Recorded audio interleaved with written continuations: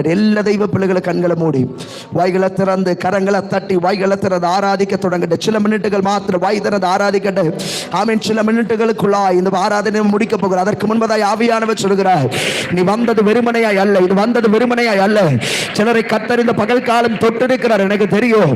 ஆனால் கர்த்தர் சொல்லுகிறார், ஹalleluya, சிலரையும் கூட கர்த்தர் இந்த பகல் காலம் தொடத்தக்கதாய் நீ வந்தது வெறுமனையாய் அல்ல என்று அறியப்படத்தக்கதாய் உன்னுடைய கூடாரத்தில் நீ கடந்து போகும்போது ஆமென், தெய்வீக சமாதானத்தினுடைய நிறைவு உன்னுடைய ஜீவிதத்தினகத்தில் வெளிப்படத்தக்கதாய் ஆமென், சிலது நஷ்டப்பட்டது ஜீவிதத்தின் மேகலையில் மடக்கி பிடிக்கத்தக்கதாய் ஆத்ம நிறைவனுடைய வியாபாரம், ஆத்ம நிறைவனுடைய சந்தோஷம் சில கூடாரத்தினகத்தின் இந்த பகல் காலம் வெளிப்படுகிறது.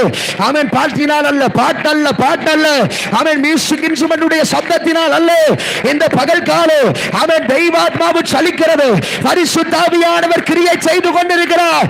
இதனகத்து பாட்டு வேண்டாம்,